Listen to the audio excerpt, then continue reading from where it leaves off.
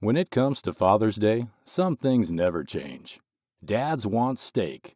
In fact, 75% of Americans say there's no better way to celebrate than grilling with the family. That's why I'm giving my dad Omaha Steaks, the original butcher, trusted since 1917.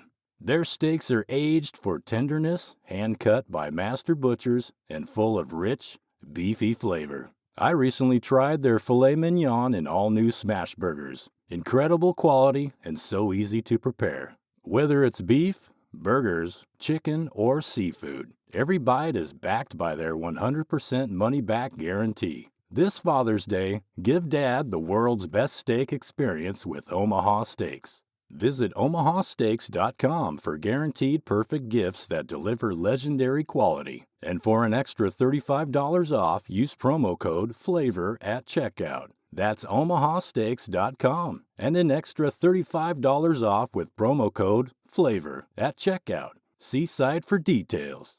Hi, I'm Richard Karn, and you may have seen me on TV talking about the world's #1 expandable garden hose. Well, the brand new Pocket Hose Copperhead with Pocket Pivot is here, and it's a total game changer. Old-fashioned hoses get kinks and creases at the spigot, but the Copperhead's Pocket Pivot swivels 360 degrees for full water flow and freedom to water with ease all around your home. When you're all done, this rust-proof anti-burst hose shrinks back down to pocket size for effortless handling and tidy storage. Plus, your super light and ultra-durable Pocket Hose Copperhead is backed with a 10-year warranty. What could be better than that? I'll tell you what, an exciting exclusive offer just for you. For a limited time, you can get a free Pocket Pivot and their 10-pattern sprayer with the purchase of any size Copperhead hose. Just text WATER to 64,000. That's WATER to 64,000 for your 2 free gifts with purchase. WATER to 64,000. By texting 64,000, you agree to receive recurring automated marketing messages from Pocket Hose. Message and data rates may apply. No purchase required. Terms apply. Available at pockethose.com/terms. The information shared on this podcast is for educational and informational purposes only. It is not intended as a substitute for professional medical advice, diagnosis, or treatment. Always consult your physician or qualified healthcare provider with any questions you may have regarding a medical condition or health concern. The hosts, guests, and producers of this podcast are not responsible or liable for any actions taken based on the information discussed.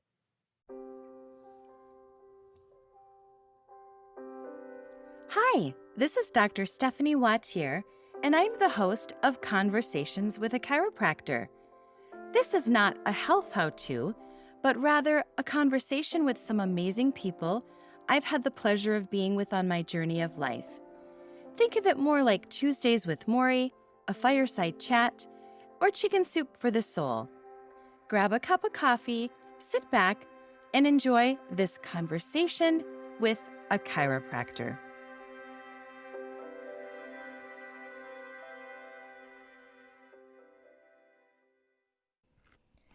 Today on Conversations with a Chiropractor, I am joined by Jovhannah Tisdale.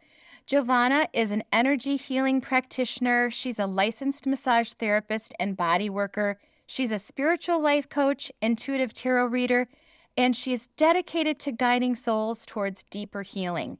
She owns the Culture Spa in Wake Forest, North Carolina. Jovhannah, thank you for being here today. Thank you. Thank you for having me. I'm happy to be here. So your story, the reason that you basically became a healer, in fact, you call yourself a sacred wellness alchemist, which I really love, is because you had your own journey through trauma and heartbreak. Do you want to share a little bit about that? Yeah, so it seems like a lifetime ago, but I was in an abusive relationship. And that led me into a spiral of major depressive disorder, post-traumatic stress disorder, anxiety. It was a really dark time in my life. Mm-hmm. And this was over 20 years ago. So at that time, there was still a lot of stigma around mental health. There was not a lot of support available. And the only thing that they wanted to do was give me medication. Wow.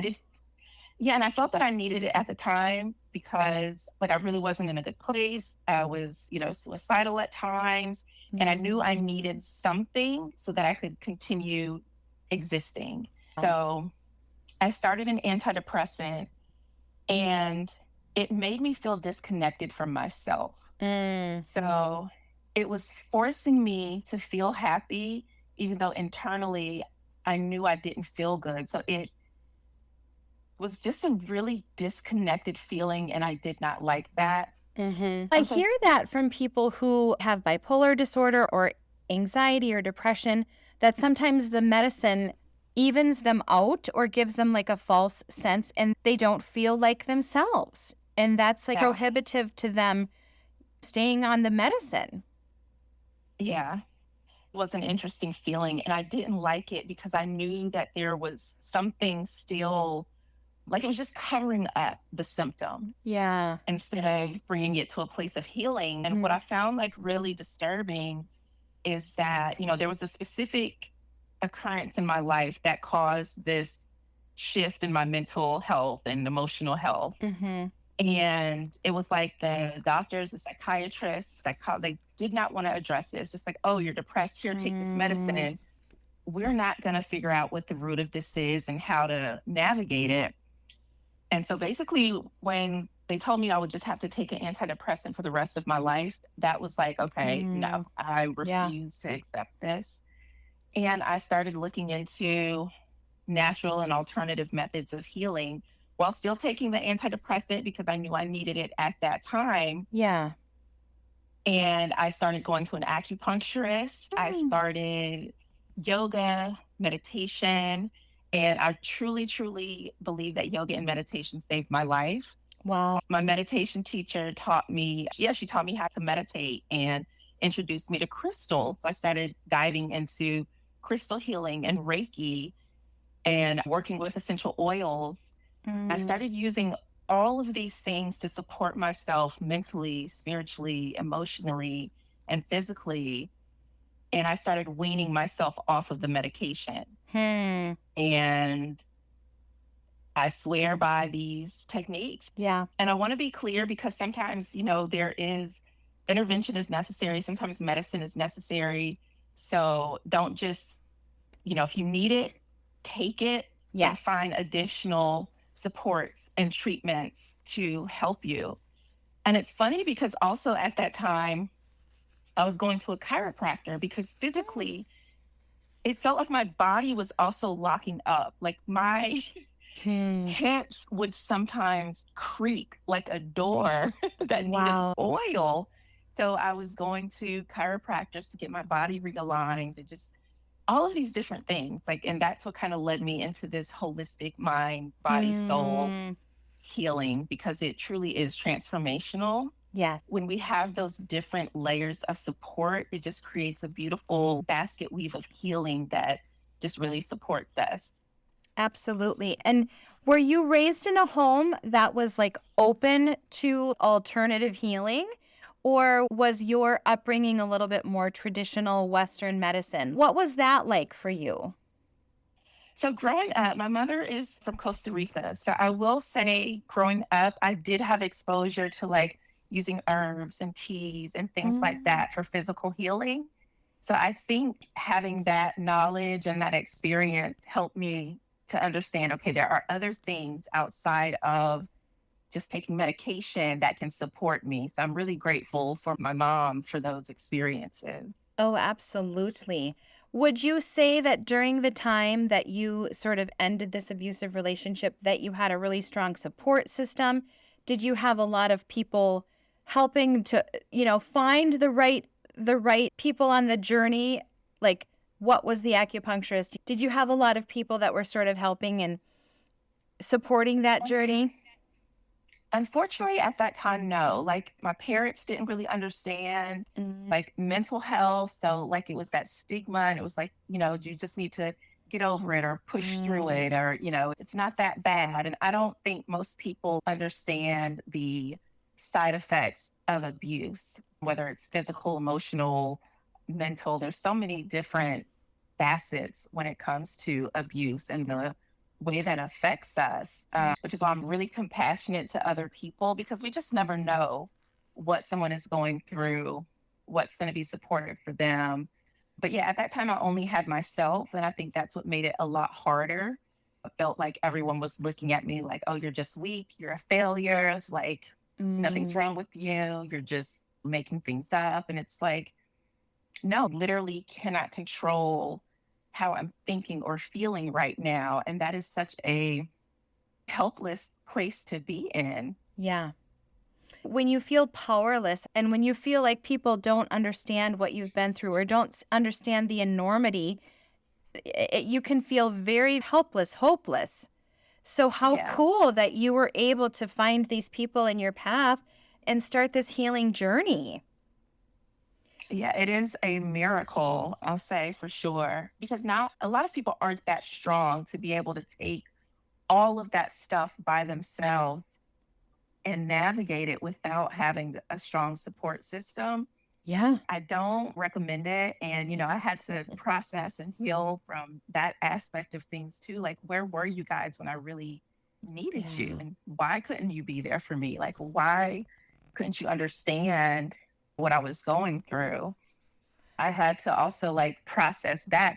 That was even traumatic within itself of having to hold all of this by myself. Tell me a little bit about the Culture Spa and the Sacred Wellness Alchemy. Tell me a little bit about that. Sure. So, because of everything that I went through, I really made it my mission to make sure that no one else had to like go through a major life change or traumatic experience by themselves, because I know what that's like. It can have detrimental effects. Yeah. And I started training in different modalities that helped me, from like Reiki to crystal healing, mindfulness practitioner, and life coach, all these different certifications, so many that I can't name them all. But what I did, like, I just wanted to have a vast assortment of tools to support people. I did a few different things over the past several years. I worked heavily with self-love and relationship coaching, mindset work, did even some things around money and abundance, things with body work. And I started seeing them coming together in a holistic way. And that's where Sacred Wellness Alchemy was born. It's not just focusing on the mind or just on the body or just on the spirit, because all of these things are intertwined. I include the financial aspect because we live in a world that money and finances have an impact on whether or not we can get access to resources, how we're able to take care of ourselves. And it can be a major stressor for many of us if we are not in a financially empowered place. That's amazing. I mean, we talk so much about like stress and the stress response in our body and our neurology. But when we have this emotional stress, this internal trauma, we have to physically work like sort of at the same time as we're working on our mind and our emotions and our soul and our spirit. Would you say that it has to be sort of simultaneous, or do you work it in steps in a specific process? So it depends on each person and where they are. But like what I've noticed is, because I started out as an energy healing practitioner, and I noticed like I can help clients like shift and release energy, but sometimes the body is still physically holding on to it. Yeah. I had a friend who was a massage therapist that we would share some of the same clients. And so we would kind of do case studies to see, how do clients respond if they have Reiki before a session or after a session or not at all? What we noticed is that clients who were also receiving energy work their bodies were responding better to releasing the tension that they were having. That's amazing. Yes, some were before and then some were after. The clients before were more relaxed going into their session. The muscles were not as tightly wound up. They had a less pain. So it was like an easier massage session. But in both, it just seemed to be that they had better results and a better overall outcome when the two were combined. Can you describe Reiki to someone listening who doesn't have any idea of what it is? Absolutely. So Reiki is one of a variety of energy healing techniques. It's from ancient Japanese tradition where you're channeling universal energy. And so we act as a channel for this energy that is all around us. And we have the client set an intention and we just focus that energy into the client. Reiki is very gentle, it's non-invasive. It's really good for supporting people through all different types of conditions or stages of life. It's good for pain management, alleviating depression, stress, improving the quality of sleep. It's even great during pregnancy, preconception, and even postpartum, supporting mom through delivery. There's so many different applications for Reiki energy healing. Jovhannah, how would you sort of differentiate for our listeners? So people, maybe they know that acupuncture is done with needles and Reiki is done basically with like no touch, but both are affecting energy, right? Yeah, so with acupuncture, you can even do acupressure where you're just using, your finger to press on a particular meridian channel in the body. Reiki has a similar effect. It can be done with hands on or hands off. When I first started, I was doing remote sessions. That means the client was wherever they were in their home, whether it was in another state, another country, and I would be where I was, and I can still connect with them energetically and facilitate an energy healing session, and they're still able to receive the benefits.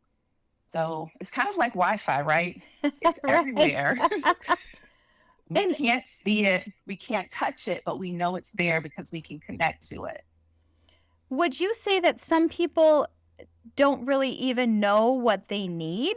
Like, would you say that there's someone who might say like, oh my gosh, like my ankle is hurting so much and like, can you help me with that pain? And are you ever sort of given information that says like, well, your ankle is really related to like XYZ? Like, do you go down those roads with your clients?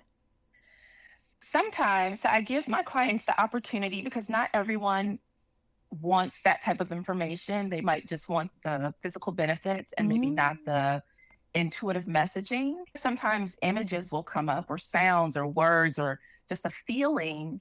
And I'll say, are you feeling like you don't have any support? Or are you moving too fast through life? Have you been feeling off balance? So you give the client sort of the option of getting just the physical benefit or hearing some of that backstory. Is that what I'm understanding? Okay. Yeah.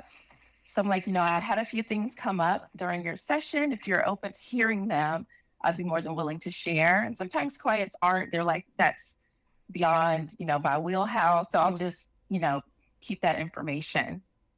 Yeah. And I'm sure that there's people on every part of the continuum with their openness to this and their experience. Like you probably see a variety of clients, right? Yeah, I have noticed more so people are much more open to energy healing and just more intuitive methods in general than in past years. So I think that's a really beautiful thing. More people are looking for alternative and holistic treatments. Mm-hmm. I think it's wonderful too. And I do think that we're more aware and I do think that we're more open, right? Because I tell my patients this too, who might come to me in pain. And I say, well, Western medicine, although absolutely wonderful when we need it, has a few tools in their toolbox in the circumstance. They might say, we're going to give you a pain medicine or a muscle relaxer. And we know that every pharmaceutical has a side effect. And when people aren't wanting to go down that road, then we have all of these other options, which, looking at your bio, it's amazing that you personally are offering all of these different things. Tell me a little bit about angel healing and crystal healing. Tell me about what those are. Sure. So angel healing, it's a very beautiful practice. And I usually recommend it to clients who are grieving, whether it's a lost loved one, a major change or loss in their life. It's similar to Reiki. However, I connect in with the angelic realm, and there are different archangels that have different properties and specific intentions. Like Archangel Michael is beautiful for protection. He's generally associated with the color blue and cutting cords. and just having a protective energy. So if someone is feeling unsafe, then I would integrate color therapy using blue lighting. I would call in Archangel Michael and ask for his assistance in supporting the client. I also work a lot with Archangel Raphael, who is the angel of healing. So do a lot of work with him around clients, whether it's physical or emotional healing. And in those sessions, I also do like integrate crystals. If someone is needing to better express themselves, I would use blue crystals that typically correlate with the throat chakra, like blue lace agate or lapis lazuli or sodalite, so that that can kind of bolster that energy for the clients. And with crystal healing, each crystal has their own frequency and different properties. So they can help with physical ailments as well as like emotional or spiritual things. Like headaches, for example, I would work with amethyst. Very beautiful, supportive crystal for that. It's also great for mental clarity, meditation, and intuition. So crystals are in TVs, watches, computers. So we've known for a very long time that they can harness and transmit energy. And we're just doing that with our physical bodies. Would you say that for someone who needed like specific protection that they would like wear the crystal, or is it something that you're using during your specific healing time with them? Oh, absolutely. So there are times when I recommend people to, wear a particular crystal, like for protection. Black tourmaline or obsidian are really great crystals to work with. Even homes, I've done space clearings and energy clearings on homes and have created crystal grids around it for protection, love, harmony, so that that house is contained within that frequency. How would you say that a crystal differs from a sage clearing? What's the difference between those two modalities? Oh, that is a really good question. I would say like a crystal, because it can be placed, it would have like a more longevity, but they're also used for different purposes as well. So it's Like kind of hard more to differentiate. maybe, and I'm just sort of like, as I'm thinking about this, like maybe the crystals are a little bit more specific because of their Yeah. frequencies, maybe, than like the sage would be like a general clearing. I'm not quite sure. Yeah, that's a really great way to look at it as well. Sage can also be paired with different herbs like rosemary for purification or even wisdom, or lavender for relaxation. I usually work with more on a daily basis and like clearing out my space before and after working with clients. Crystals can create a grid, a bowl, or a bag and just have that intention set. Not quite set it and forget it, but similar to that. Okay. Very cool. Do you use a lot of essential oils during the massage? I do use essential oils during massage. I wouldn't say a lot, just because some people are allergic. So I always want to be mindful of that. But I do let clients kind of pick and choose, like, how are you feeling? How do you want to feel? I have some different blends. Like if they need to be uplifted, I have some citrus blends. I have a blend that's like for relaxation and stress relief, a blend that's more comforting. And then I have like peppermint and a grounded blend that helps them like feel a little more grounded, that has a lot of earthy, like patchouli and cedarwood. Do you think people are drawn to what they should have? Or have you heard that sometimes there's like an aversion towards something that somebody really needs? What are your thoughts on that? I do think that we are drawn to what we need in that moment. I think sometimes when there's an aversion, there maybe is a blockage, or it could also be like a warning. So there could be different reasons to why someone may have an aversion to a particular oil, or just an overall not so good reaction to it. Blocks are huge, like energetic blocks. I think so many of us don't even, like, it's maybe hard to know what our blocks are, right? Because you have to do Yeah. so much deep personal work. And it's interesting.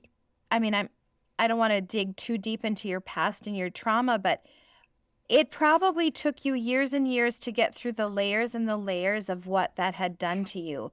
Like what that had done to your self-esteem and what that had done to your negative self-talk. Like even those like very surface level basic things are so affected when somebody's been in an abusive relationship. And you probably had to like rebuild yourself during that healing process, right? Oh, absolutely. I also think it took way longer for me to fully heal just because, like I said, there wasn't a lot of support. And it was like a complete deconstruction of myself and having to rebuild myself from the inside out, layers upon layers of things, including forgiveness, like having to forgive myself for not protecting myself, for not knowing how to protect myself. So many different things. And it took me, I would think, okay, I'm good, I'm healed, and everything's great. And then there might be this one thing that pops up, and there's this little bit of, trauma. Like healing is not at all linear. Yes. It is very much a spiral. Yeah. And I think sometimes we can get caught in a perpetual cycle of, I need to heal before I can find love, before I can be happy, before I can be confident. One of the things that I learned is that healing happens when we live. Like the more that we continue to show up in our lives, to take care of ourselves, to do those things that we've always wanted to do, that is when you really embody the healing work. I love that. Healing happens when we live. I mean, that's a beautiful message. And maybe for someone who is feeling stuck or broken, that encouragement, like just live, right? Just like put one foot in front of the other. Like sometimes that's all someone is able to do when they've deep.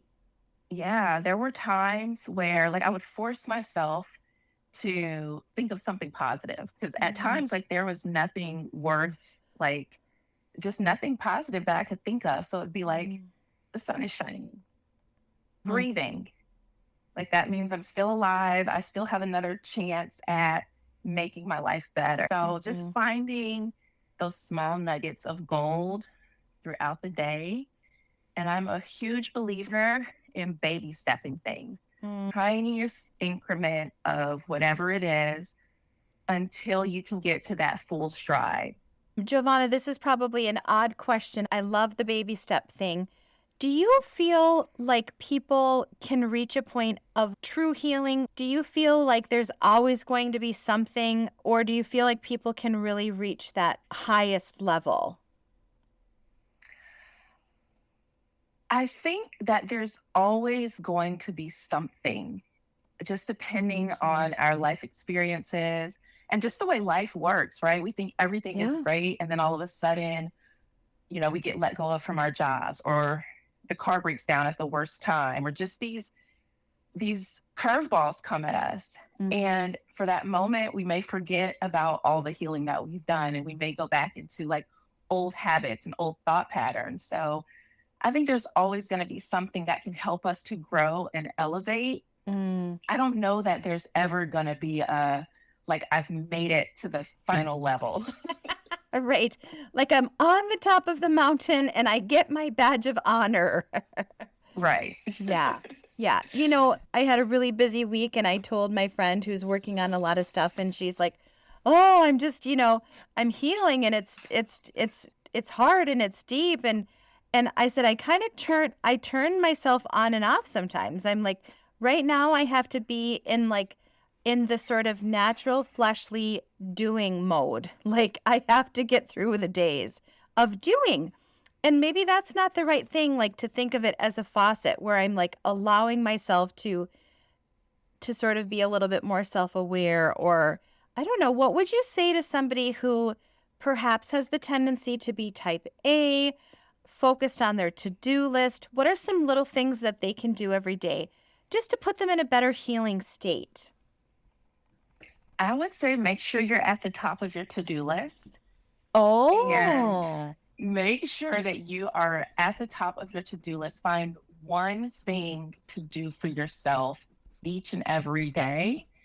And also honor your natural way of being. If you're type A and you are here to get things done and you've got your list and you've checked it twice, embrace that. Like that's who you are. And there is still like magic and groundedness and beauty in that. Because without the type A people helping me get things done, I would be a mess. I'm very much the opposite of that. I'm totally like, oh, I'll just go with the flow. Sometimes that's not good either. I absolutely love that, Jovhannah. I'm going to repeat this. I wrote it down. Make sure you are at the top of your to-do list for all those people who are like my type A'ers, and honor your natural way of being. It's like you just gave me permission to sort of be who I am and not feel a certain way about it. Like, that's really beautiful. Like, that's really healing in and of itself, to give your clients or me, your friend, your podcast friend, permission to just be who they are. Like, that's beautiful. Yeah, and we need that because the world is always telling us, oh, you have to be like this or you need to do things this way. But each of us have our own divine design, like however we operate, our method of doing things and thinking. And it's okay. It's okay to be who you were created to be because we need you like that. I love that. I love that encouragement through all of this. As you know, so many of us are like on our healing journeys and we're trying to be better, but like at the same moment to be like, hey, you know, you were created like this. Like, you know, be kind to yourself in that regard as well. Jovhannah, we've had such a lovely conversation about so many things. Is there anything else that you want to share with our listeners, either about your practice or things that you do on a daily basis for your own healing? Absolutely. I try to start, and I say try because I'm human too, but you know, I try to start my mornings with intention where I'm just taking it slow and not reaching for my phone first thing, like really waking up and just experiencing the slowness of the day. I think the more that we can like carve out just those first few moments of awake time, whether we say a prayer, do a quick meditation, or just give thanks for the life that we're leading and the people in our lives, it makes such a big difference when we then do begin to go about our day.